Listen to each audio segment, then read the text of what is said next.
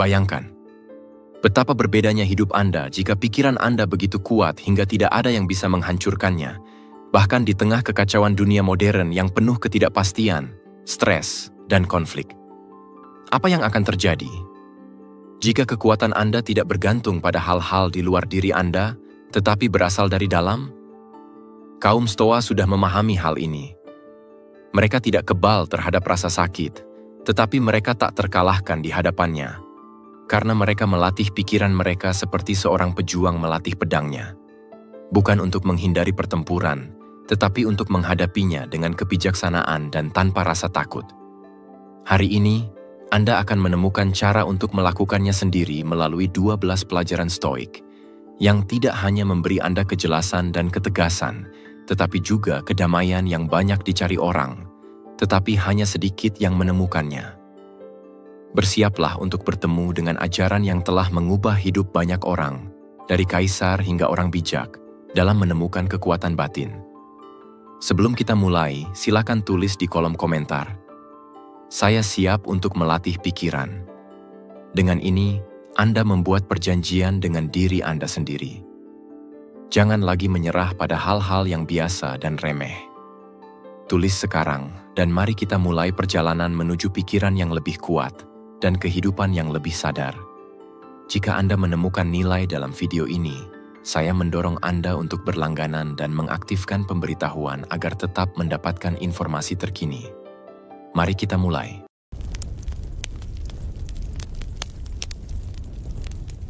Pelajaran 1. Terima apa adanya. Anda tidak bisa mengendalikan apa yang tidak bisa Anda kendalikan.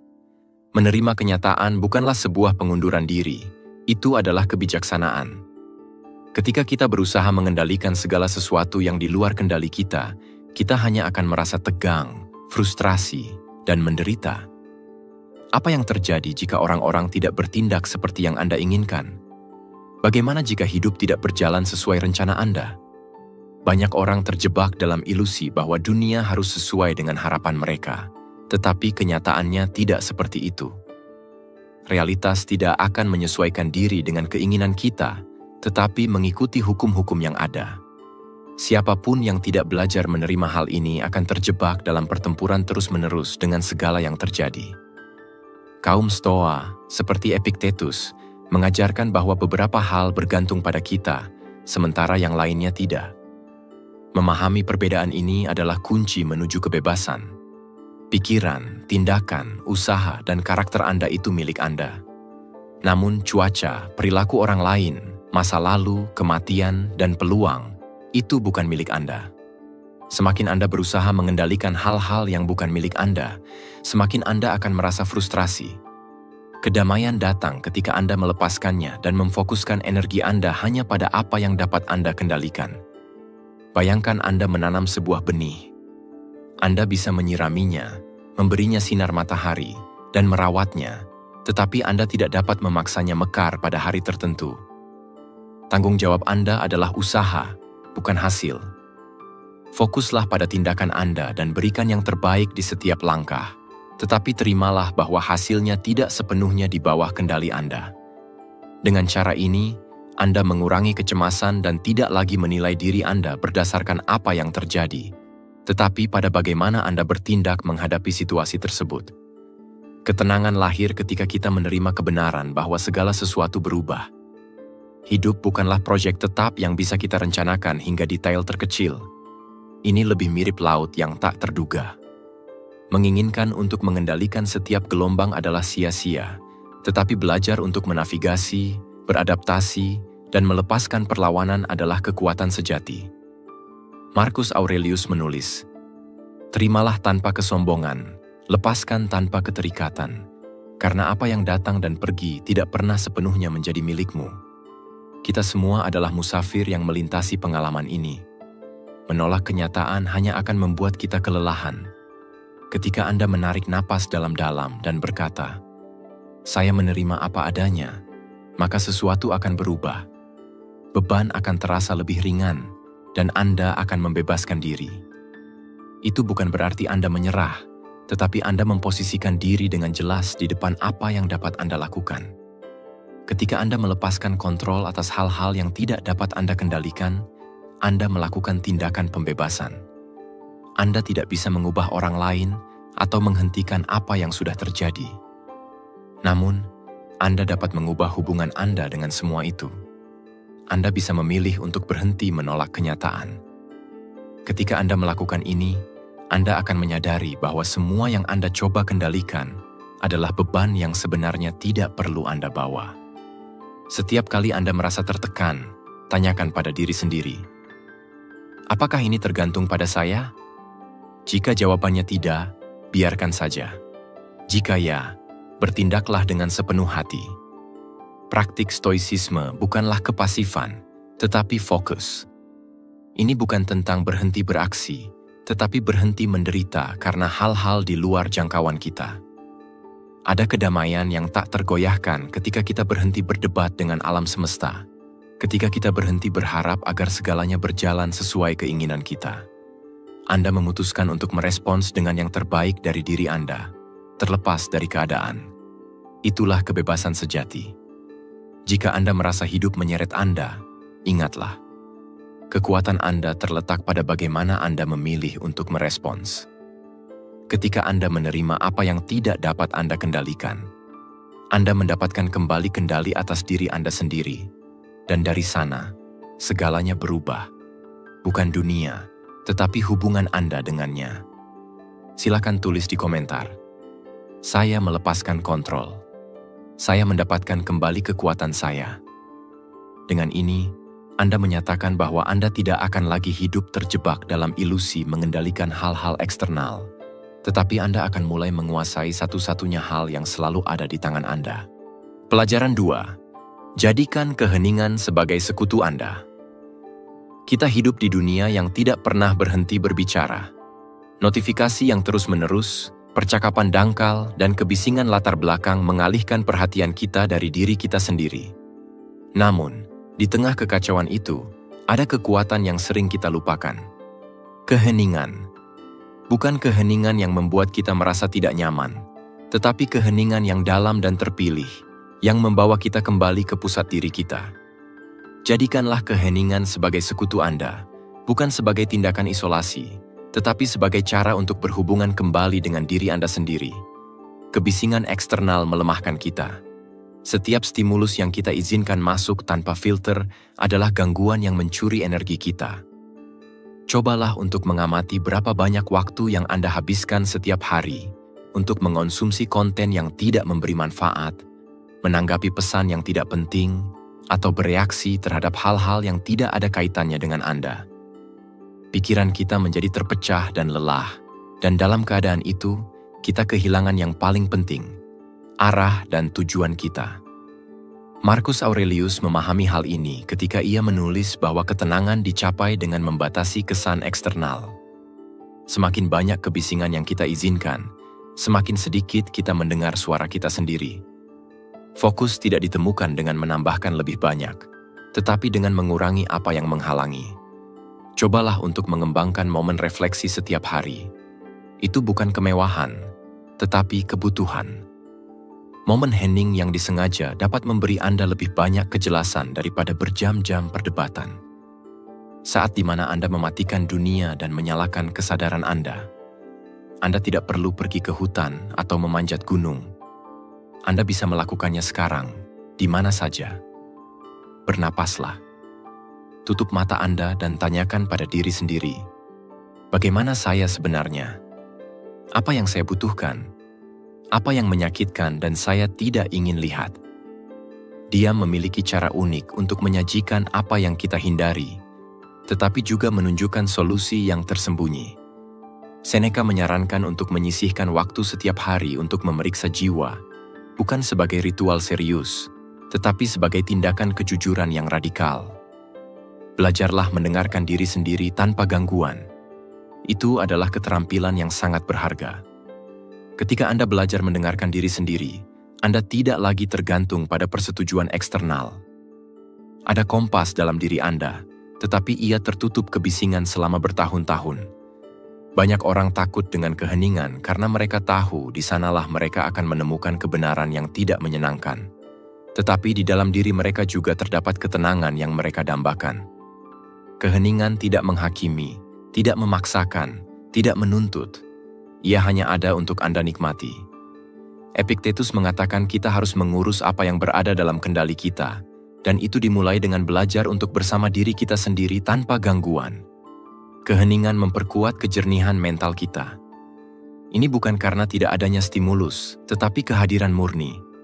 Dalam keheningan, Anda bisa merapikan pikiran, menyembuhkan luka, dan membuat keputusan yang sadar. Anda bisa melihat hal-hal yang sebelumnya tidak terlihat. Dalam budaya yang mengagungkan kebisingan, memilih diam adalah tindakan pemberontakan yang sadar. Ini bukan tentang melarikan diri dari dunia, tetapi untuk kembali ke dalamnya dengan lebih utuh dan jernih. Siapa yang menguasai keheningan, menguasai dunia batinnya. Dan mereka yang menguasai dunia batinnya adalah orang yang bebas dari keadaan eksternal. Jadikan keheningan sebagai ritual, ruang sakral di mana setiap hari Anda bisa kembali kepada diri Anda. Jangan mencoba mengisinya, rasakan saja. Biarkan terasa canggung pada awalnya. Biarkan ia mengungkapkan apa yang perlu diungkapkannya. Dengan waktu, itu akan menjadi tempat berlindung Anda, sumber energi Anda, rumah Anda. Anda tidak butuh informasi lebih banyak. Anda butuh lebih banyak koneksi, lebih banyak kehadiran, dan itu hanya terjadi ketika kebisingan berhenti. Silakan tulis di komentar jika pesan ini beresonansi dengan Anda. Saya memilih keheningan yang mengubah hidup saya. Itu akan menjadi komitmen Anda dengan diri sendiri. Jadikan keheningan bagian dari hidup Anda, dan Anda akan melihat bagaimana pikiran, energi, dan cara hidup Anda berubah. Ketika dunia berteriak, siapa yang belajar mendengarkan keheningan menjadi tak terhentikan. Pelajaran 3. Hilangkan pikiran-pikiran beracun. Setiap pikiran yang terlintas di pikiran Anda adalah seperti benih. Beberapa tumbuh dalam ketenangan, tekad, dan kejelasan. Namun yang lain meracuni bagian dalam diri Anda perlahan-lahan. Keraguan, penghakiman, keluhan, dan asumsi yang tidak berdasar adalah pikiran-pikiran beracun. Jika Anda tidak mendeteksinya tepat waktu, mereka bisa menjadi keyakinan yang mendistorsi pandangan Anda. Mereka mencuri energi Anda dan sabotase kesejahteraan Anda. Langkah pertama untuk menghilangkannya adalah dengan mengenalinya. Banyak orang terjebak dalam dialog mental negatif tanpa menyadarinya. Pikiran seperti, "Aku tidak akan pernah berhasil. Mereka mungkin mengolok-olokku, dan seluruh diriku salah tampak tidak berbahaya." Tetapi mereka adalah dasar dari narasi internal yang melemahkan keyakinan Anda. Jika ketika menghadapi tantangan, hal pertama yang Anda pikirkan adalah kegagalan, Anda tidak melihat kenyataan. Anda melihat melalui filter pola mental yang membatasi diri. Kaum Stoa mengajarkan kita untuk tidak terbawa oleh kesan-kesan awal. Marcus Aurelius menyarankan kita untuk memeriksa pikiran seolah-olah mereka adalah tamu yang mungkin kita tolak. Anda bukan pikiran Anda. Anda adalah diri Anda sendiri yang mengamati pikiran-pikiran itu. Jika Anda bisa melihatnya secara objektif, Anda dapat menonaktifkannya sebelum mereka menguasai Anda. Ketika Anda mendeteksi pikiran negatif, tanyakan pada diri Anda, apakah ini benar? Apakah ini membantu saya? Bukti apa yang saya miliki untuk mendukung ini? Jeda dalam refleksi itu adalah alat Anda. Jangan memberi makan ide-ide yang melemahkan Anda. Setiap kali Anda mengulang keluhan, Anda menegaskan kembali diri Anda dalam impotensi. Setiap kali Anda berkata pada diri sendiri bahwa Anda tidak bisa, Anda sedang memprogram diri Anda untuk tidak berusaha sebelum mencoba. Pikiran-pikiran beracun diperkuat dengan perhatian Anda. Jika Anda fokus pada apa yang tidak Anda miliki atau pada ketakutan, Anda memberi kekuatan pada apa yang Anda takuti. Itu seperti menyiram tanaman beracun dan berharap sesuatu yang indah akan tumbuh. Itu tidak akan berhasil.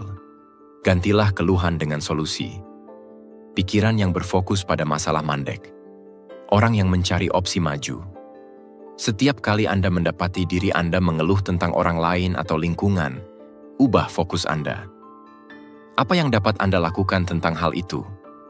Bagaimana Anda bisa memperbaiki situasi ini? bahkan jika itu adalah langkah kecil. Kunci untuk berpikir konstruktif adalah mengarahkan energi Anda pada apa yang berada di bawah kendali Anda.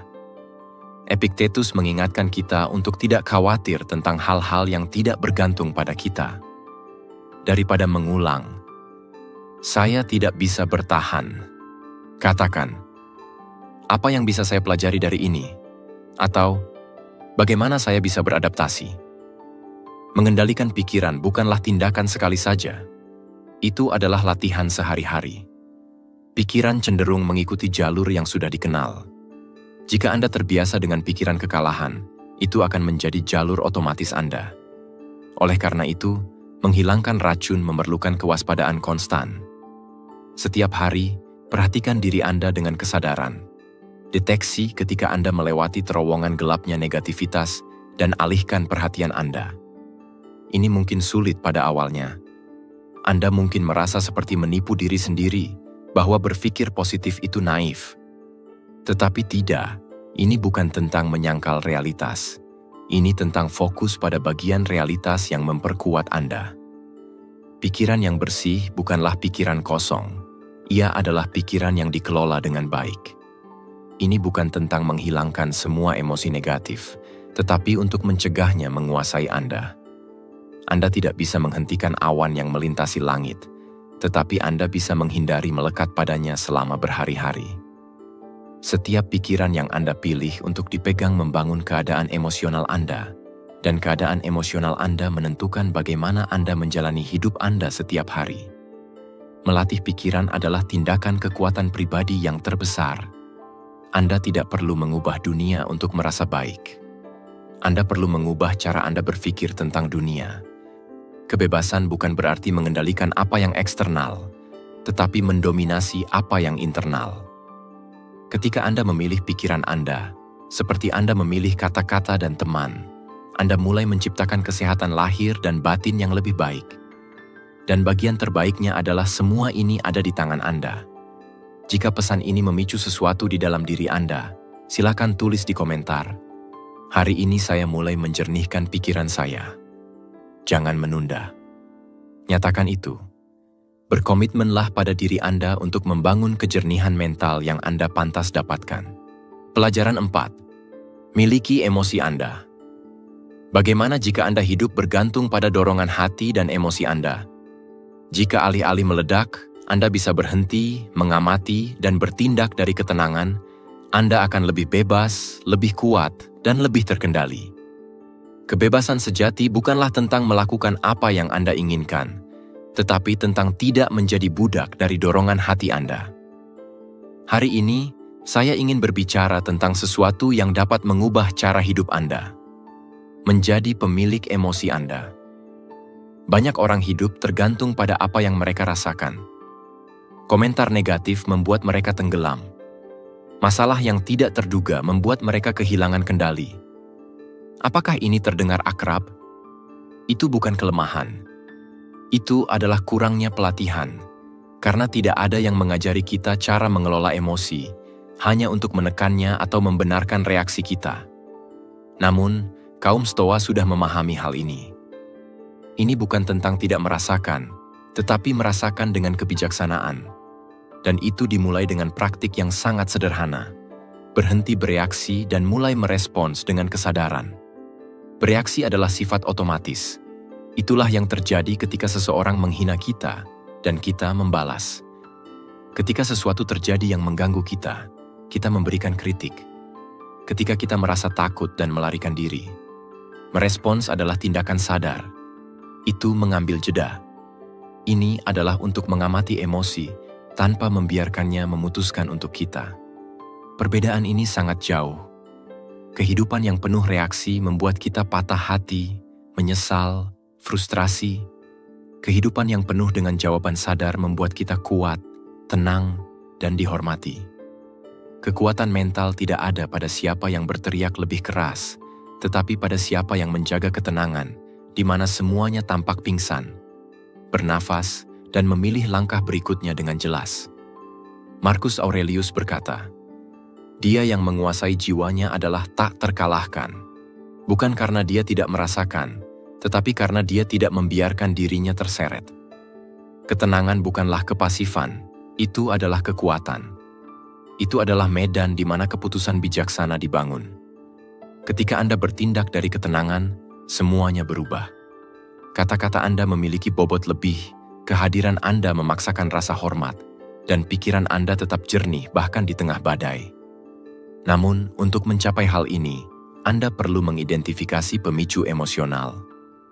Apa yang membuat Anda marah? Frasa apa yang membuat Anda kehilangan kendali? Sikap apa yang menyakiti Anda? Setiap orang memiliki tombol sensitif, dan mengenalinya adalah langkah pertama untuk menonaktifkannya.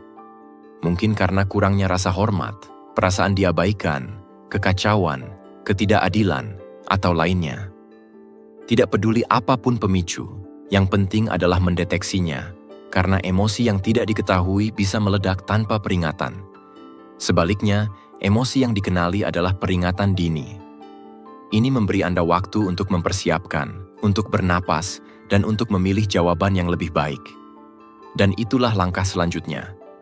Bernapaslah sebelum bertindak atau memutuskan. Mungkin ini tampak tidak penting, tetapi pernapasan sadar saja dapat menyelamatkan hubungan, menghindari konflik, dan melindungi kesehatan mental Anda. Tubuh menjadi tegang, jantung berdebar, pikiran menjadi keruh. Tetapi jika Anda bernapas, semuanya menjadi jernih. Santai saja, Anda kembali kepada diri Anda. Anda ingat bahwa Anda bukan emosi, Anda memilikinya dalam kendali. Bernapas adalah jangkar yang membuat Anda tetap hadir, memberi Anda detik ekstra untuk memilih dengan bijak. Kaum Stoa mungkin tidak memiliki teknik modern, tetapi mereka memahami nilai jeda. Kegagalan untuk merespons pada puncak emosi membiarkan debu mengendap sebelum mengambil keputusan. Ini bukan tentang menjadi sempurna. Akan ada saat-saat di mana Anda gagal, di mana emosi lebih terasa daripada akal sehat Anda. Tetapi bahkan di sana ada kekuatan, karena jika Anda belajar dari kesalahan, jika Anda menganalisis apa yang terjadi dan bagaimana Anda bisa menanganinya dengan lebih baik, Anda sedang melatih pikiran Anda.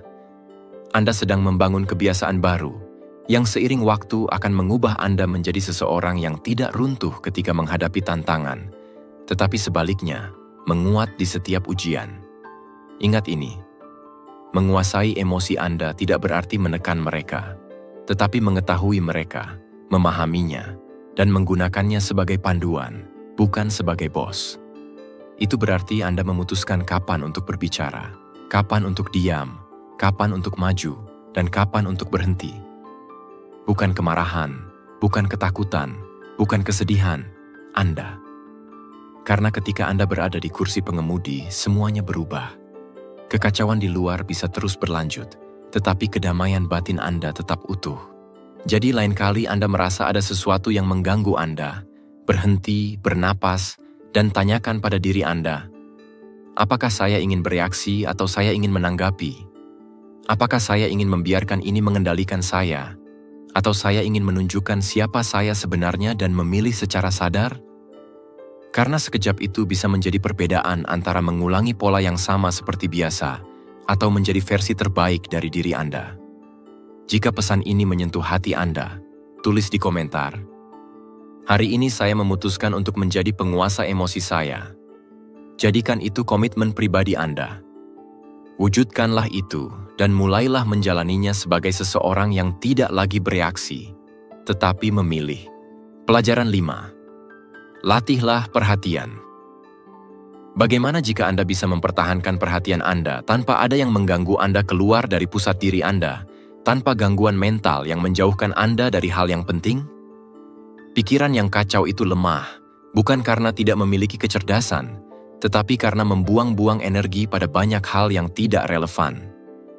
Di dunia yang terus-menerus berkompetisi untuk perhatian kita, melatih perhatian bukanlah sebuah kemewahan, tetapi kebutuhan vital. Perbedaan antara kehidupan yang biasa-biasa saja dan kehidupan dengan tujuan dapat dikurangi menjadi kapasitas untuk mempertahankan fokus pada apa yang benar-benar penting. Jika Anda tidak mengontrol perhatian Anda, orang lain akan melakukannya untuk Anda. Perhatian adalah sumber daya paling kuat dari pikiran manusia. Ini adalah cahaya yang menerangi apa yang layak kita berikan energi dan membuang sisanya. Namun, jika kita tidak melatih cahaya itu, ia menjadi redup, tidak menentu, dan menyebar. Berapa kali Anda memulai sesuatu dengan antusiasme dan akhirnya melompat di antara tugas yang belum selesai? Berapa banyak kali Anda merasa lelah, bukan karena bekerja terlalu banyak, tetapi karena memikirkan terlalu banyak hal pada saat yang bersamaan? Itu adalah tanda pikiran tidak fokus, perhatian yang salah arah yang akhirnya mengikis kejelasan dan kekuatan Anda. Melatih perhatian itu seperti melatih otot. Ini bukan hanya coba sekali. Ini memerlukan pengulangan, disiplin, dan niat. Setiap kali Anda memilih untuk tetap hadir dalam percakapan tanpa memeriksa ponsel Anda sedang memperkuat fokus Anda. Setiap kali Anda menyelesaikan satu tugas sebelum memulai yang lain, Anda memprogram ulang pikiran Anda untuk fokus pada kedalaman, bukan untuk dispersi. Konsentrasi bukanlah bakat yang hanya dimiliki beberapa orang. Itu adalah keterampilan yang dibangun dengan keputusan-keputusan kecil sehari-hari. Meditasi selama 5 menit setiap pagi, membaca tanpa gangguan selama 20 menit, atau mematikan notifikasi selama 1 jam. Ini adalah tindakan sederhana, tetapi kuat, yang mengubah pikiran yang terganggu menjadi pikiran yang tajam. Lakukan satu hal pada satu waktu. Tampaknya jelas, tetapi itu adalah salah satu kebiasaan yang paling sulit untuk dipertahankan. Kita sudah sangat terbiasa dengan multitasking, sehingga kita bingung antara melakukan banyak hal dengan baik. Tetapi yang benar-benar membuat Anda lelah bukanlah jumlah tugas, tetapi perubahan konstan dalam pendekatan. Setiap kali Anda berpindah aktivitas, pikiran Anda membutuhkan waktu untuk beradaptasi dan transisi itulah yang menghilangkan energi Anda. Lakukan satu hal, lakukan dengan baik, dan kemudian lanjut ke yang berikutnya. Beginilah cara membangun keunggulan. Beginilah cara Anda memulihkan kendali pikiran yang terganggu oleh rangsangan. Saat ini adalah satu-satunya momen di mana Anda dapat bertindak, memutuskan, mengubah. Namun, jika perhatian Anda terjebak di masa lalu atau mengantisipasi masa depan, Anda absen dari kehidupan Anda sendiri. Melatih kehadiran bukanlah tren spiritual sesaat. Itu adalah strategi yang tinggi. Siapapun yang hadir melihat dengan kejelasan, menanggapi dengan bijaksana, dan bertindak dengan tepat. Perhatian penuh bukanlah kepasifan, itu adalah dominasi.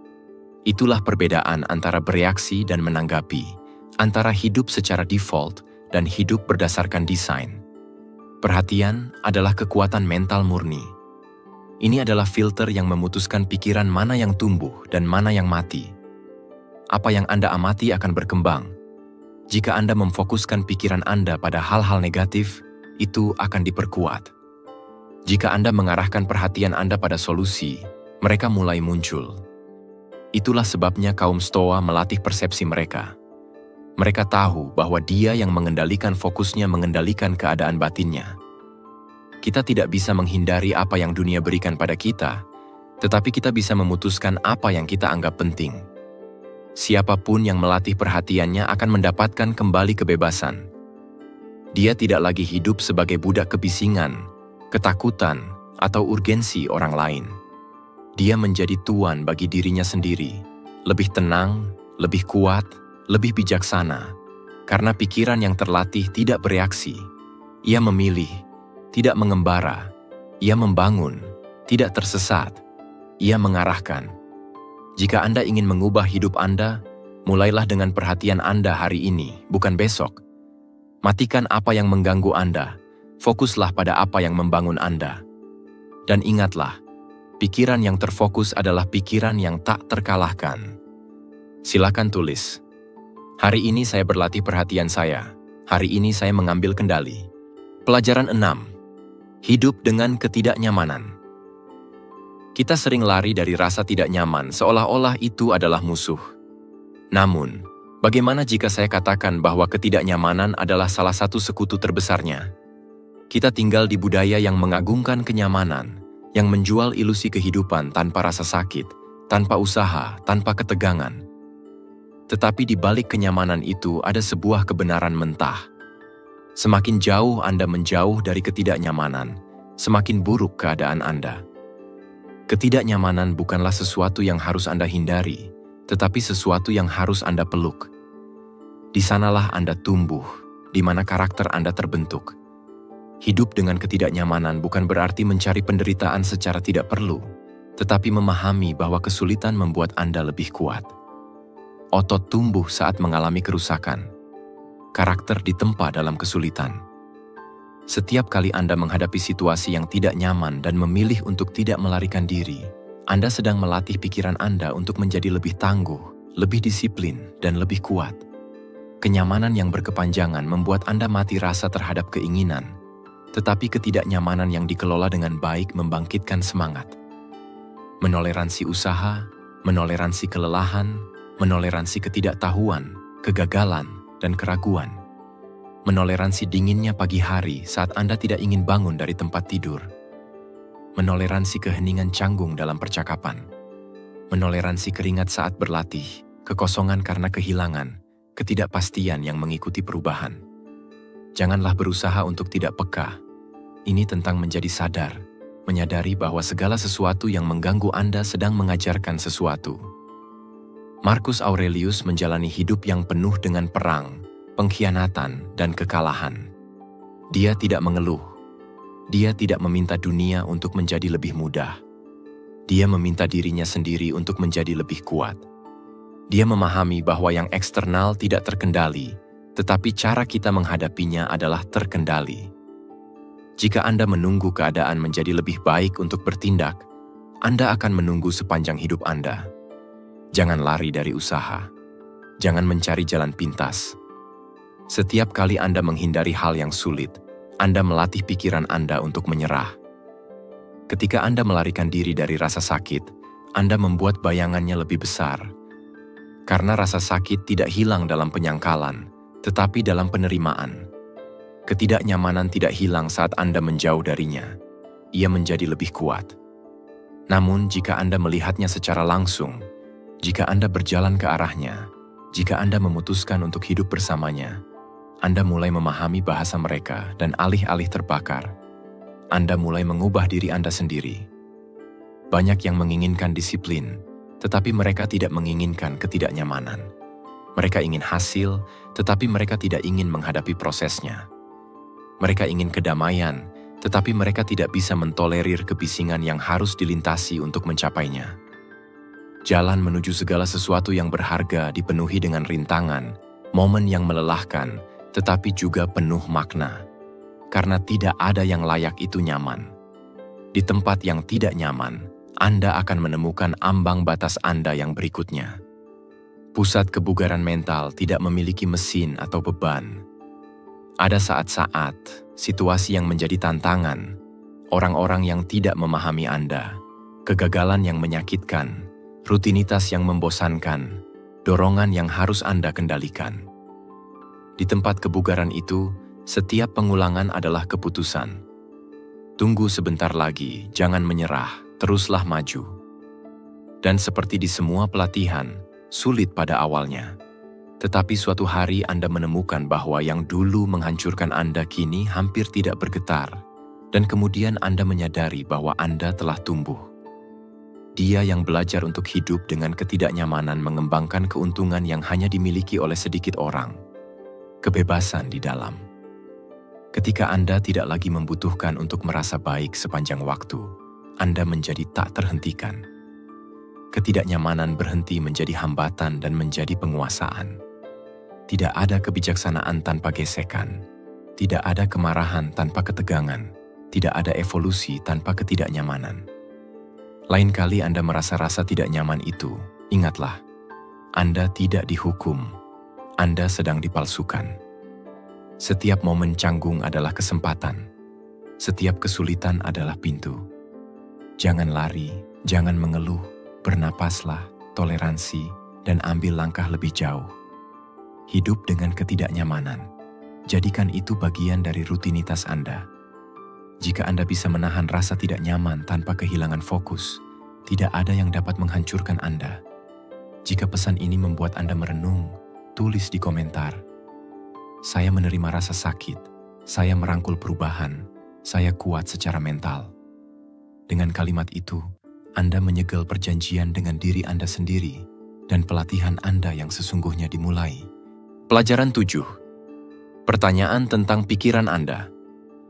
Tidak semua hal yang terjadi dalam pikiran Anda adalah benar, bahkan jika kedengarannya kuat.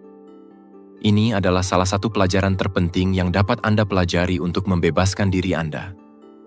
Pikiran kita adalah mesin yang kuat, tetapi tidak sempurna, penuh dengan kenangan, keyakinan, pengalaman yang diwariskan, rasa sakit, dan penilaian yang dibuat tanpa pertimbangan.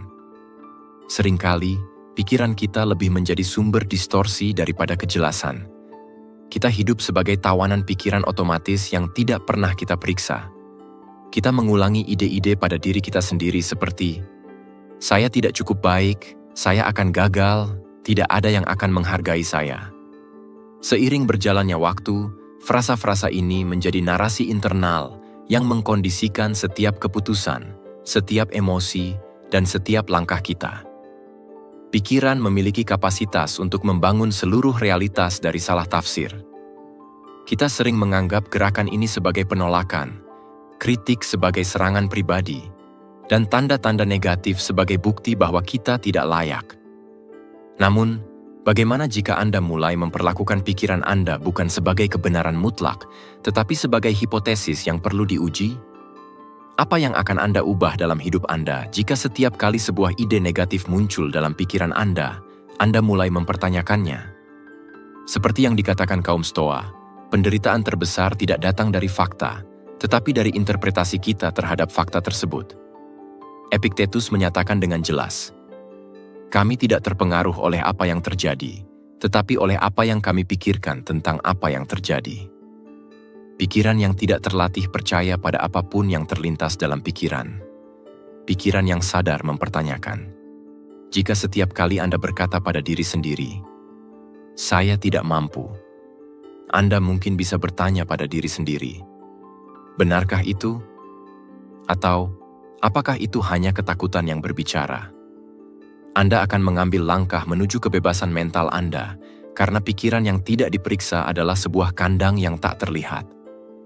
Kita semua memiliki keyakinan yang membatasi, ide-ide yang ditanam di suatu titik, seringkali tanpa disengaja, dan kita terima sebagai kebenaran. Pria tidak menangis, uang merusak. Jika saya gagal, itu karena saya tidak berharga. Mereka selalu meninggalkanku. Frasa-frasa ini bukan fakta, melainkan konstruksi, dan seperti semua yang dibangun, bisa dihancurkan dan dibangun kembali. Langkah pertama adalah mendeteksinya, langkah kedua adalah menantang mereka, dan langkah ketiga adalah menggantinya dengan visi yang lebih realistis dan memberdayakan. Ketika Anda memutuskan untuk memeriksa pikiran Anda, sesuatu yang mendalam sedang terjadi. Anda tidak lagi hidup secara otomatis, Anda tidak lagi bereaksi secara membabi buta. Anda mulai memiliki penguasaan atas persepsi Anda, dan dengan demikian, atas tujuan Anda. Karena apa yang Anda yakini tentang diri Anda sendiri menjadi dasar dari segala sesuatu yang Anda lakukan. Jika Anda merasa lemah, Anda akan bertindak dengan rasa takut. Jika Anda berpikir Anda tidak cukup baik, Anda akan menyabotase diri sendiri. Jika Anda percaya bahwa dunia menentang Anda akan melihat musuh di setiap sudut. Namun, jika Anda mengubah narasinya, jika Anda berani mengatakan, "Apa yang saya pikirkan mungkin tidak benar," dunia Anda akan berubah. Bertanya bukan berarti meragukan segalanya. Itu adalah mengamati dengan jelas. Ini memberi Anda ruang antara stimulus dan reaksi. Tunggu, pikirkan. Apakah ini membantu saya atau menenggelamkan saya? Jangan coba menjadi naif atau memaksakan diri untuk berpikir positif saja. Ini tentang menjadi jujur dengan diri sendiri, menggunakan pikiran kritis tidak hanya terhadap dunia luar, tetapi juga terhadap dunia batin Anda. Di sanalah, dengan suara hening yang berbicara kepada Anda ketika tidak ada yang mendengarkan, transformasi sejati dimulai. Marcus Aurelius menulis untuk dirinya sendiri. Seringkali kita merasa cemas terhadap sesuatu yang belum terjadi dan mungkin tidak pernah terjadi. Benar sekali. Kita tersesat dalam skenario bencana yang tidak ada. Kita menderita karena percakapan yang tidak pernah terjadi. Kita menghukum diri sendiri atas kesalahan yang sudah berlalu. Semua ini diberi makan oleh pikiran yang tidak dipertanyakan. Jika saya memberitahu Anda bahwa Anda bisa melepaskan beban itu, bahwa Anda dapat belajar untuk mengatakan pada diri sendiri, "Ini adalah pikiran saya," tetapi itu tidak mewakili saya. Itu hanya sebuah pikiran, bukan kalimat. Lakukan latihannya. Lain kali Anda terkejut dengan pikiran negatif, tuliskan, bacalah dengan suara keras, dan kemudian tanyakan pada diri Anda, apakah ini sepenuhnya benar? Apakah saya memiliki bukti nyata? Apa pendapat saya? Apakah ini membantu saya tumbuh atau membatasi saya? Sesederhana itu. Latihan berulang setiap hari bisa mengatur ulang pikiran Anda dan memberi Anda kembali kontrol. Anda bukan apa yang Anda pikirkan. Anda adalah orang yang memutuskan pikiran apa yang akan dipikirkan. Pikiran Anda bisa menjadi musuh terbesar Anda atau sekutu terbaik Anda, tergantung pada bagaimana Anda berlatih. Ini bukan tentang menekan apa yang Anda rasakan atau pikirkan, tetapi belajar untuk tidak secara membabi buta mengidentifikasi diri dengan semua itu. Mempertanyakan pikiran Anda adalah sebuah tindakan keberanian, karena itu membutuhkan kejujuran, kehadiran, dan keinginan untuk berubah. Namun, jika Anda melakukannya, Anda akan membuka jalan menuju kehidupan yang lebih jernih, lebih tenteram, dan lebih menjadi milik Anda. Lakukan sekarang. Mulai hari ini. Pertanyakan satu keyakinan yang telah membatasi Anda selama bertahun-tahun. Tuliskan, pisahkan, dan tulis di kolom komentar. Saya sudah tidak percaya lagi pada semua yang saya pikirkan. Hari ini saya mulai berpikir dengan hati nurani. Pelajaran 8. Ketekunan, bukan kesempurnaan. Berapa banyak kemajuan yang akan Anda capai jika Anda berhenti menunggu waktu yang tepat untuk memulai? Berapa banyak segalanya akan berubah jika Anda tidak menuntut kesempurnaan, yang hanya akan membuat Anda terjebak dalam ketidakkonsistenan? Kita hidup terjebak dalam ilusi bahwa kita hanya akan mencapai sesuatu jika kita sempurna. Jika kita tidak pernah gagal, jika setiap hari produktif dan setiap tindakan tanpa celah. Namun kenyataannya adalah Anda tidak harus sempurna. Anda hanya perlu terus bergerak, langkah demi langkah, dengan keputusan yang sadar setiap hari. Itulah yang mengubah kehidupan. Disiplin tidak memerlukan tindakan besar. Ia tidak membutuhkan tepuk tangan atau inspirasi yang bersifat ketuhanan. Yang dibutuhkan hanyalah kehadiran Anda, bersedia hadir bahkan ketika Anda tidak menyukainya. Sementara yang lain menunggu motivasi untuk bertindak, Anda yang memutuskan untuk bertindak sampai motivasi itu menyerang Anda. Sebagian besar gagal, bukan karena kekurangan bakat, tetapi karena kekurangan kegigihan. Mereka menyerah ketika tidak melihat hasil langsung, dan mereka akan patah semangat jika suatu hari mereka tidak memenuhi target rutin mereka. Namun, Anda tidak ada di sini untuk menjadi sempurna. Anda di sini untuk menjadi konsisten, dan itu mengubah segalanya. Konsistensi menciptakan efek kumulatif yang pada awalnya tampak tidak penting, seperti setetes air yang jatuh di batu hari demi hari sampai membentuknya. Apa yang tampaknya sulit bagi Anda hari ini, besok akan menjadi bagian dari sifat Anda jika Anda cukup bersikeras. Mengulangi kebiasaan, meskipun sulit pada awalnya, adalah seperti menelusuri alur dalam pikiran Anda. Setiap pengulangan membuatnya lebih dalam, lebih otomatis. Itulah kunci pikiran yang kuat.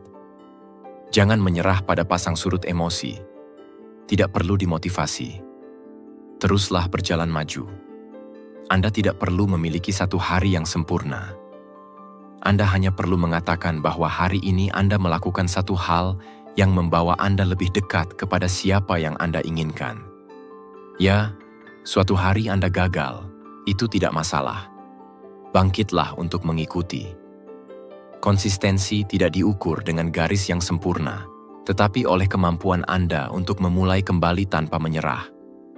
Kemajuan yang sebenarnya bukanlah catatan dalam seminggu atau sebulan, tetapi jika Anda konsisten selama setahun, Anda tidak akan mengenali diri Anda, karena transformasi itu nyata, dibangun atas pengulangan diam dari tindakan kecil yang penuh tekad. Dunia memuji bakat, tetapi kesuksesan sejati adalah milik disiplin, karena bakat akan memudar tanpa kerja keras, tanpa fokus, tanpa struktur. Sebaliknya, orang yang bangun setiap hari dan memberikan yang terbaik yang dia bisa, meskipun tidak sempurna, akan bergerak lebih jauh. Menjadi konsisten adalah memberontak terhadap kemalasan, melawan keraguan, melawan suara hati yang berkata, "Hari ini tidak masalah." Tentu saja itu penting. Setiap hari penting, setiap keputusan penting. Jika Anda memutuskan untuk konsisten, apapun yang terjadi, baik atau buruk, maka Anda akan menjadi tak terhentikan. Ingatlah bahwa musuh Anda bukanlah kegagalan, tetapi ketidakkonsistenan. Jangan menghukum diri atas kesalahan. Jangan gunakan hari buruk sebagai alasan untuk berhenti. Gunakan setiap tersandung sebagai kesempatan untuk memperkuat tekad Anda. Karena menjadi konsisten tidak berarti tidak pernah jatuh. Itu berarti memutuskan untuk selalu bangkit kembali. Dan keputusan itu lebih berharga daripada bakat alami. Mereka yang maju dengan langkah kecil namun kokoh, akan selalu tiba lebih jauh daripada mereka yang hanya berjalan dan menghilang ke yang berikutnya. Pikirkan tentang apa yang bisa Anda bangun jika setiap hari Anda hanya melakukan satu hal yang akan membawa Anda lebih dekat ke tujuan Anda. Baca satu halaman, latih 10 menit, makan makanan sehat, bermeditasi selama 5 menit. Kebiasaan kecil itu akan terakumulasi dan memberikan hasil yang besar, bukan karena Anda melakukannya dengan sempurna, tetapi karena Anda melakukannya berulang-ulang hingga Anda tidak tahu lagi bagaimana cara hidup dengan cara lain. Beginilah cara pikiran diubah, tersebar dalam pikiran yang kokoh. Hari ini Anda mungkin memutuskan bahwa standar Anda tidak lagi kesempurnaan, tetapi ketekunan. Anda tidak perlu melakukan semuanya dengan benar. Anda hanya perlu melakukannya. Kemajuan tidak harus spektakuler. Itu bisa sunyi, tetapi hasilnya akan datang jika Anda terus berjalan. Berhentilah membandingkan diri Anda dengan mereka yang terlihat bergerak lebih cepat. Ritme tidak penting, yang penting adalah arah. Jika Anda tetap bergerak, Anda menang. Bahkan di hari-hari ketika sepertinya tidak terjadi apa-apa, Anda sedang membangun karakter, disiplin, dan fokus. Menjadi konsisten adalah memilih diri Anda lagi dan lagi, bahkan ketika itu tidak mudah, bahkan ketika tidak seorang pun melihat Anda. Ini adalah komitmen terhadap proses Anda, terhadap visi Anda, dan terhadap pertumbuhan Anda. Ini bukan tentang melakukannya dengan sempurna, ini tentang tidak menyerah.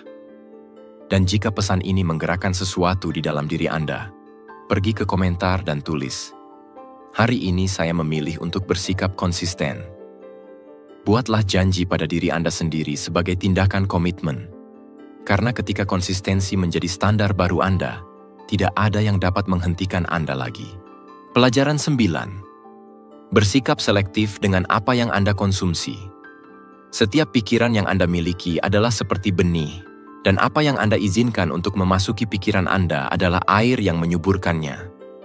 Beberapa berkecambah dalam keadaan tenang, kebijaksanaan, dan kejelasan. Yang lain dalam kecemasan, kebingungan, dan kebisingan.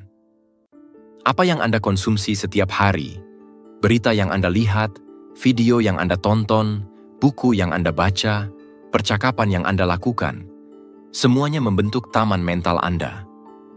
Apakah Anda pernah berhenti sejenak untuk berpikir berapa banyak dari emosi Anda yang benar-benar milik Anda, dan berapa banyak yang merupakan hasil dari apa yang telah Anda izinkan masuk tanpa pertanyaan? Kita hidup di zaman di mana akses ke informasi tidak terbatas, tetapi kelimpahan ini telah menjadi senjata bermata dua. Jika kita tidak sadar tentang apa yang kita konsumsi, kita akhirnya menjadi budak dari apa yang orang lain ciptakan untuk mengalihkan perhatian kita, menakut-nakuti kita, atau memanipulasi kita. Seneca mengatakan, tidak ada angin yang menguntungkan bagi mereka yang tidak tahu pelabuhan tujuan. Hal yang sama berlaku untuk informasi. Jika Anda tidak jelas tentang apa yang ingin Anda tumbuhkan dalam diri Anda, segala sesuatu akan memengaruhi Anda tanpa filter, mengganggu kedamaian Anda tanpa Anda sadari. Setiap hari Anda mengonsumsi ribuan kata, gambar, dan stimulus, dan semuanya, tanpa kecuali, meninggalkan jejak. Beberapa mengangkat semangat Anda, menginspirasi Anda untuk menjadi lebih baik, dan mengingatkan Anda tentang tujuan Anda. Namun, yang lainnya, sebaliknya, mencemari Anda.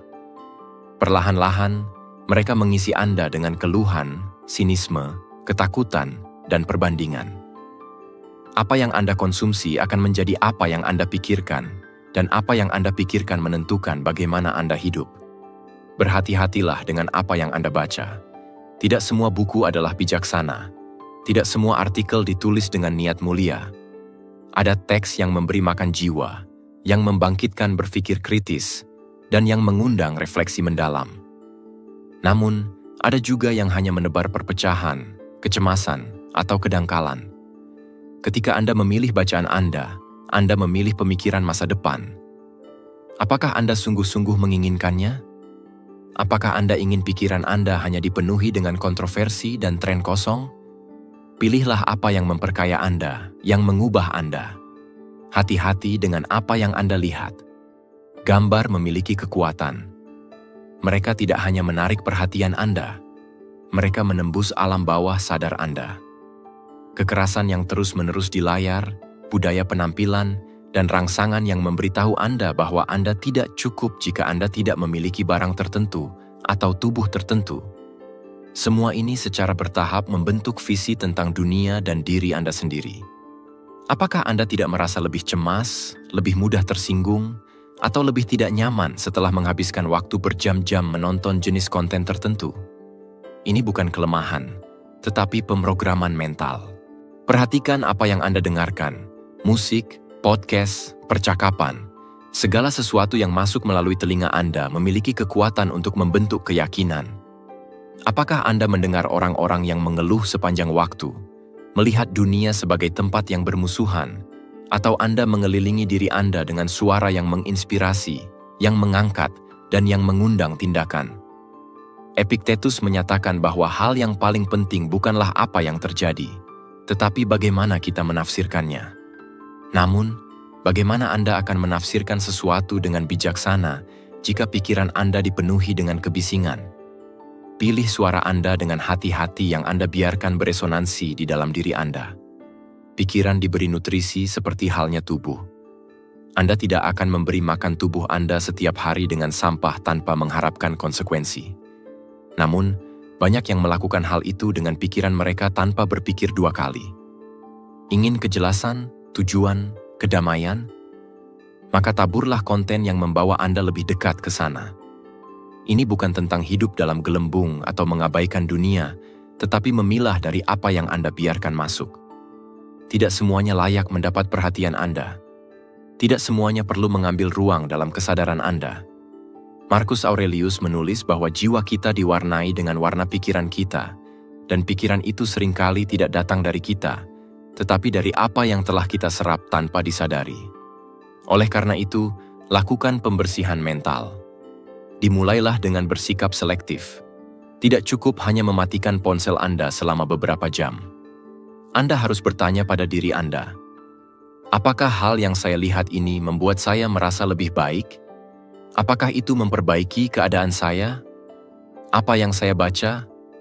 Apakah itu menguatkan atau melemahkan saya?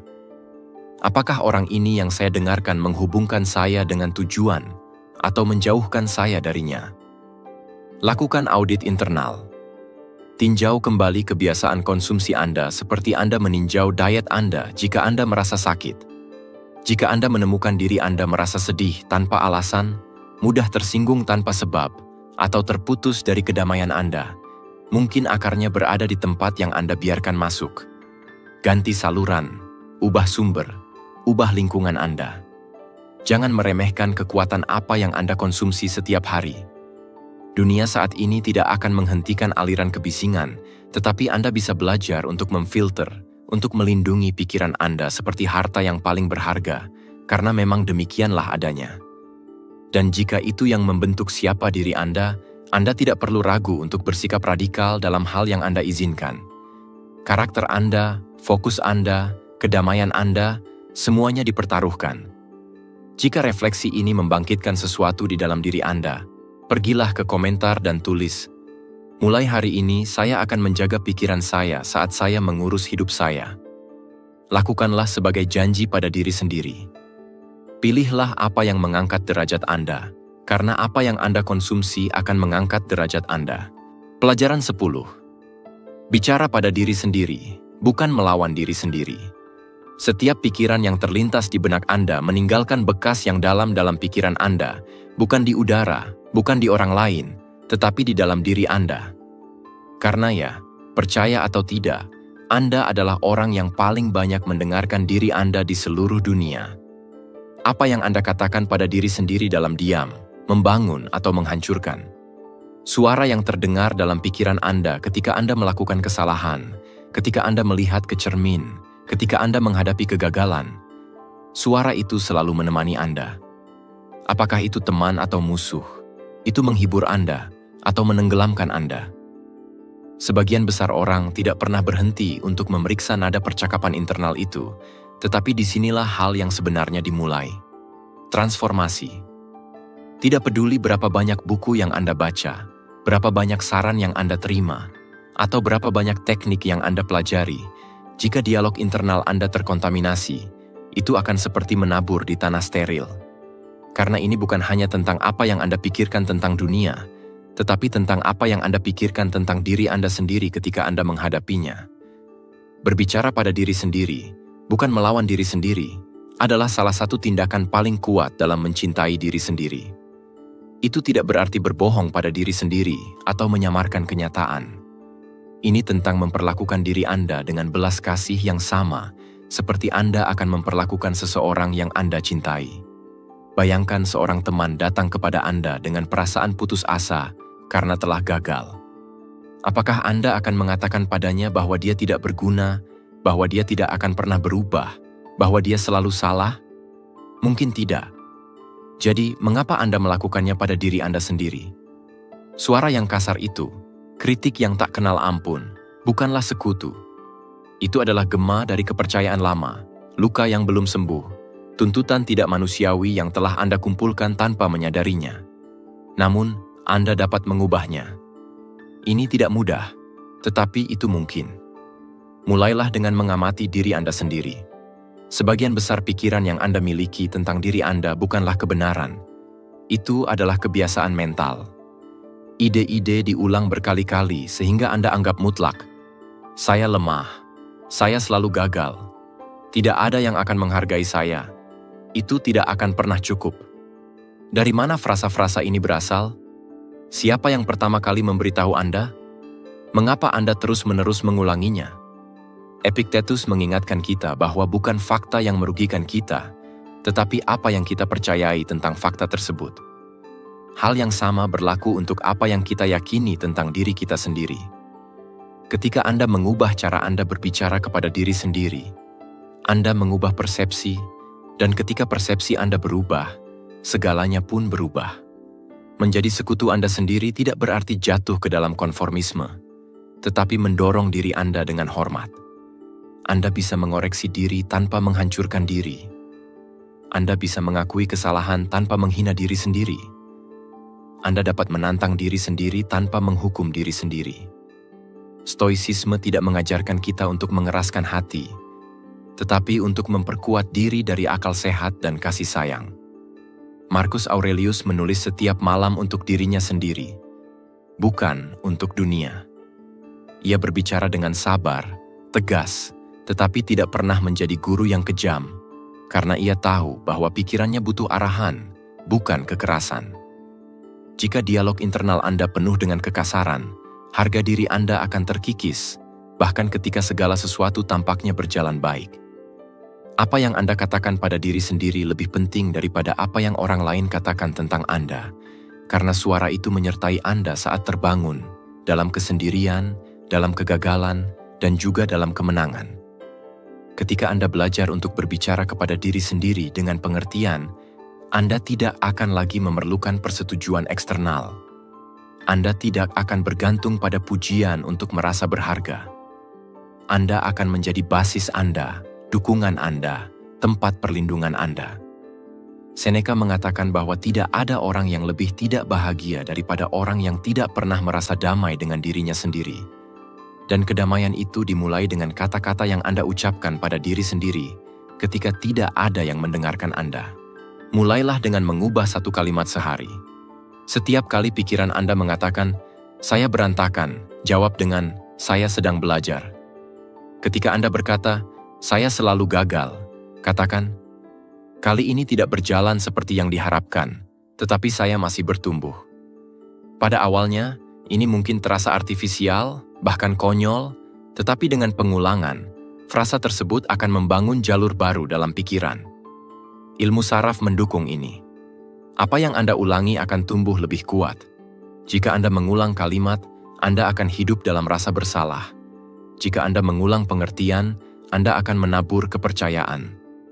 Berbicara pada diri sendiri adalah tindakan sehari-hari yang sakral. Anda tidak memerlukan ritual atau waktu ekstra. Hanya butuh perhatian, kehadiran, dan keberanian untuk memperlakukan diri sendiri dengan lebih baik, bahkan jika tidak ada yang pernah melakukannya sebelumnya. Anda dapat memulai cerita baru, di mana suara hati Anda tidak membuat Anda jengkel, tetapi membuat Anda bergairah. Jangan menghakimi diri Anda, tetapi doronglah. Jangan mengurung diri Anda, tetapi bebaskan diri Anda. Dan perubahan kecil yang konstan itu akan mengubah segalanya. Jika ide ini menyentuh hati Anda, pergi ke komentar dan tulis, "Mulai hari ini, saya akan menjadi sekutu terbaik untuk diri saya sendiri." Biarkan kalimat itu menjadi komitmen Anda terhadap diri sendiri, karena tidak ada orang lain yang bisa hidup di dalam pikiran Anda untuk Anda. Ubah pikiran Anda menjadi tempat di mana Anda bisa bernapas dalam kedamaian. Pelajaran 11. Hargai kesendirian sebagai pelatihan. Pelatihan sejati dimulai saat Anda memutuskan untuk menyendiri dengan diri Anda sendiri. Tidak ada notifikasi, tidak ada percakapan yang tertunda, tidak ada kebisingan luar, hanya Anda dengan diri Anda sendiri. Bagi banyak orang, saat itu mungkin tampak tidak nyaman, bahkan menakutkan. Pikiran mulai mencari gangguan, gelisah, dan itu menjadi jelas. Namun, apa yang Anda rasakan tidak lebih dari sekadar refleksi dari hubungan Anda dengan kesepian. Dalam masyarakat di mana hiperkonektivitas dihargai dan ada rasa takut terhadap isolasi, kesendirian seringkali memperoleh konotasi negatif. Namun, kaum Stoa melihat kesepian bukan sebagai ancaman, tetapi sebagai kesempatan. Ruang sakral untuk mengenal diri Anda, untuk memperkuat diri, dan untuk melatih diri dari dalam. Kesepian itu baik digunakan, bukan sebagai kekurangan, tetapi sebagai pelatihan. Ketika Anda memutuskan untuk menghabiskan waktu sendirian tanpa melarikan diri, Anda mulai melihat dengan jelas siapa diri Anda tanpa refleksi orang lain. Menjadi sendirian memperkuat introspeksi karena memaksa kita untuk melihat ke dalam, untuk menghadapi pikiran kita tanpa selingan. Di sana, dalam keheningan itu, Anda mulai mengamati pola-pola pikiran Anda, emosi yang belum terselesaikan, dan ketakutan yang tersembunyi. Apa yang sebelumnya Anda sembunyikan di balik keberadaan orang lain, sekarang tampak jelas. Meskipun mungkin membuat Anda tidak nyaman pada awalnya, disinilah transformasi yang sebenarnya terjadi. Belajarlah untuk menikmati perusahaan Anda sendiri. Ini adalah salah satu tindakan paling subversif di dunia yang terus-menerus mendorong Anda untuk mencari persetujuan dan menghindari kekosongan. Ketika Anda merasa puas saat sendirian, Anda berhenti membutuhkan kebisingan untuk memvalidasi keberadaan Anda.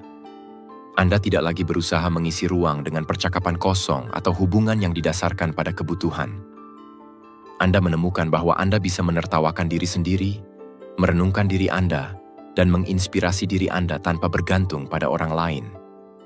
Filsuf Stoa Epictetus mengingatkan kita bahwa kebebasan lahir ketika Anda berhenti bergantung pada hal-hal eksternal, dan tidak ada kebebasan yang lebih besar daripada merasa damai dengan diri sendiri tanpa merasa tidak lengkap karena tidak memiliki seseorang di samping Anda. Namun, kesepian juga merupakan cermin yang tak kenal lelah, yang mengungkapkan diri Anda dengan kejujuran yang brutal, yang masih menjadi hutang Anda untuk diperbaiki. Ini menunjukkan rasa tidak aman Anda tanpa filter, luka-luka yang belum sembuh, dan pikiran-pikiran yang berulang. Sangat mudah untuk menyalahkan dunia atas bencana yang kita hadapi saat kita dikelilingi oleh rangsangan. Namun, dalam keheningan, tidak ada alasan apa yang menyakitkan akan muncul di dalam diri Anda. Ketidaknyamanan awal yang dirasakan banyak orang saat menjadi sendirian adalah kebisingan internal yang muncul, menunggu untuk dihadapi. Dan disitulah keuntungan yang besar. Di perusahaan Anda, kesepian menjadi jelas, dan hanya di situ Anda menyadari bahwa Anda dapat mengubahnya. Jangan takut dengan keheningan internal. Sebaliknya, dengarkan itu. Di dalamnya hanya terdapat bayangan tersembunyi dari diri Anda. Juga ada kebijaksanaan Anda. Pikiran membutuhkan ruang untuk memproses, untuk menyembuhkan, dan untuk mencipta. Dalam kesibukan, pikiran Anda tidak menemukan tanah yang subur untuk tumbuh. Namun, ketika Anda memberi diri Anda izin untuk menjadi dengan diri Anda sendiri, tanpa menghakimi, tanpa harapan, ide-ide berkembang, pemahaman baru muncul, dan kejelasan yang belum pernah Anda lihat sebelumnya akan terlihat. Marcus Aurelius, salah satu filsuf terbesar dari kaum Stoik, menulis meditasi dalam kesendirian, bukan karena membenci orang lain, tetapi karena ia memahami bahwa kejernihan lahir dari kesunyian. Kesendirian adalah gimnasium jiwa. Anda tidak bisa berlatih di dalamnya jika Anda selalu dikelilingi. Dengan cara yang sama bahwa tubuh diperkuat dengan usaha, pikiran menjadi tajam dalam introspeksi. Setiap saat dalam kesendirian adalah kesempatan untuk meningkatkan kesadaran, untuk mempertanyakan diri, dan untuk menyelaraskan tindakan Anda dengan nilai-nilai. Ini bukan tentang hidup dalam isolasi, tetapi tentang belajar bergaul dengan diri Anda sendiri tanpa merasa sendirian. Karena begitu Anda tahu bagaimana cara bergaul dengan diri sendiri, Anda bisa bergaul dengan orang lain tanpa kehilangan diri Anda, tanpa membutuhkan, tanpa mengemis perhatian. Stoicisme tidak menolak perusahaan atau interaksi manusia, tetapi mengajarkan kita bahwa kualitas hubungan kita bergantung pada kualitas hubungan yang kita miliki dengan diri sendiri. Dan hubungan itu hanya bisa ditanam dalam kesendirian. Jika Anda lari dari keberadaan sendirian, Anda tidak akan pernah tahu siapa diri Anda. Namun, jika Anda belajar untuk tetap bersama diri sendiri, Anda akan menemukan kekuatan batin yang tidak seorang pun dapat mengambilnya dari Anda. Jangan menunggu hidup memaksa Anda untuk tetap sendiri. Temukan kekuatan Anda. Mulai hari ini, luangkan waktu sejenak di siang hari untuk bersama diri Anda sendiri, tanpa layar, tanpa musik, tanpa pembicaraan. Hanya Anda dan napas Anda. Pada awalnya, ini akan terasa tidak nyaman, tetapi seiring waktu Anda akan menemukan sesuatu yang transformatif. Kehadiran Anda saja sudah cukup. Anda tidak membutuhkan hal lainnya untuk merasa damai. Hanya butuh keberanian untuk melihat ke dalam. Jika kata-kata ini menyentuh sesuatu di dalam diri Anda, tuliskan di komentar, "Hari ini saya mulai berlatih dalam kesendirian." Dengan tindakan ini, Anda menyegel komitmen Anda terhadap diri sendiri, bukan untuk melarikan diri dari dunia, tetapi untuk kembali padanya lebih kuat, lebih jelas, dan lebih utuh. Pelajaran 12. Hidup dengan tujuannya, bukan karena inersia. Hidup dalam inersia adalah salah satu bahaya terbesar di zaman kita. Anda bangun, melakukan apa yang harus dilakukan, mematuhi seperti yang diharapkan, tetapi jauh di lubuk hati Anda merasakan kekosongan yang tidak dapat Anda jelaskan. Ada sesuatu yang hilang, meskipun tampaknya semuanya sudah beres. Sesuatu itu adalah tujuan, karena ketika Anda tidak memiliki alasan untuk ada, semuanya menjadi beban.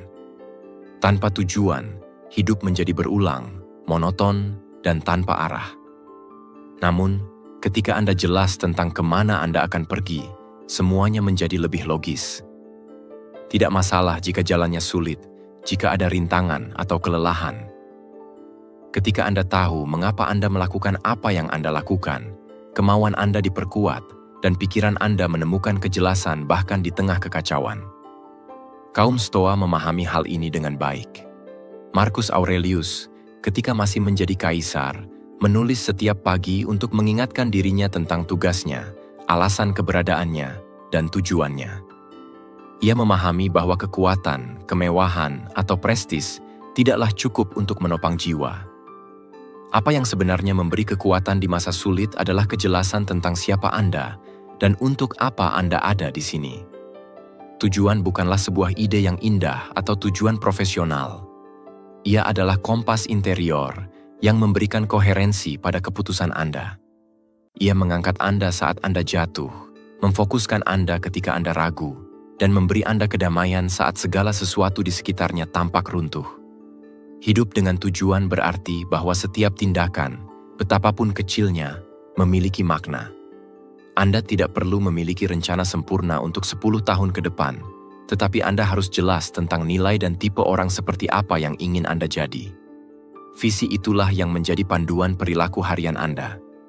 Ketika Anda tahu apa yang Anda wakili, Anda juga tahu bahwa Anda tidak akan membuang-buang waktu dan tidak akan melepaskan apapun meskipun biayanya tinggi. Tujuan bertindak sebagai filter. Ini membantu Anda mengatakan tidak pada apa yang tidak masuk akal, untuk berhenti menyenangkan orang lain karena takut, dan untuk memprioritaskan apa yang benar-benar penting. Kita seringkali mencampur adukan tujuan dengan tujuan eksternal. Memiliki perusahaan, mendapatkan uang, memulai keluarga, bepergian ke seluruh dunia. Namun, tujuan yang asli lahir dari dalam. Anda bisa memiliki semua itu dan tetap merasa hilang jika tidak sesuai dengan nilai-nilai Anda. Hidup dengan tujuan bukan hanya tentang melakukan sesuatu. Itu tentang melakukan apa yang benar menurut hati nurani Anda, bahkan ketika tidak ada yang memuji Anda. Ini adalah mengambil keputusan yang tidak nyaman, karena Anda tahu bahwa Anda setia pada hakikat Anda. Ini adalah menyerah pada hal-hal yang mudah karena Anda telah memilih apa yang berharga.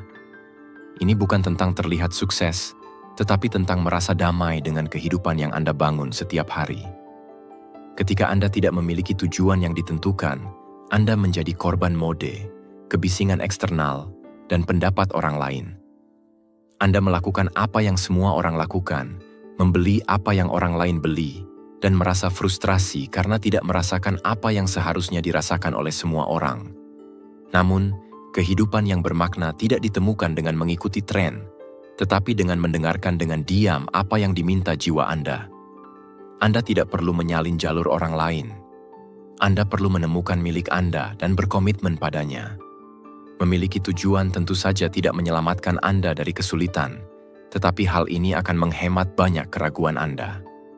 Anda tidak akan lagi bertanya pada diri sendiri setiap saat, apakah apa yang Anda lakukan itu sepadan, karena Anda mengetahuinya.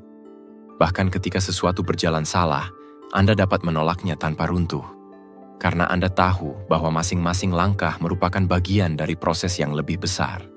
Pikiran Anda harus fokus pada hal yang penting. Berhentilah membuang-buang waktu pada hal-hal sepele. Anda tidak akan bereaksi dengan cara yang sama terhadap kritik, penolakan, atau kegagalan, karena Anda tidak mencari validasi eksternal. Anda mencari konsistensi internal, dan itu memberi Anda kebebasan. Ingatlah ini, tujuan tidak ditemukan oleh kecelakaan. Ia dibangun, dipilih, dan diperbarui setiap hari dengan tindakan Anda. Anda dapat memulai hari ini dengan bertanya pada diri sendiri dengan tulus. Apakah saya hidup seperti yang saya inginkan? Atau saya hanya bertahan hidup dalam mode otomatis? Apakah keputusan saya mencerminkan nilai-nilai atau ketakutan saya? Apakah saya membangun sesuatu yang berharga atau hanya menghindari kekosongan? Anda tidak perlu memiliki semua jawaban. Anda hanya perlu keberanian untuk bertanya pada diri sendiri pertanyaan yang tepat dan keinginan untuk tidak terus mengabaikan mereka. Karena perbedaan antara kehidupan yang dijalani dengan penuh makna dan kehidupan yang terseret oleh rutinitas terletak pada keputusan itu. Jika pesan ini membangunkan sesuatu dalam diri Anda, pergi ke komentar dan tulis, "Hari ini saya memutuskan untuk hidup dengan tujuan." Lakukanlah sebagai komitmen pada diri sendiri, bukan untuk muncul, tetapi untuk memulai. Ini adalah langkah pertama menuju versi terbaik dari diri Anda. Sampai jumpa lain waktu. Jika Anda sudah sampai di sini, tulis di komentar. Saya memperkuat pikiran saya dengan kebijaksanaan Stoa.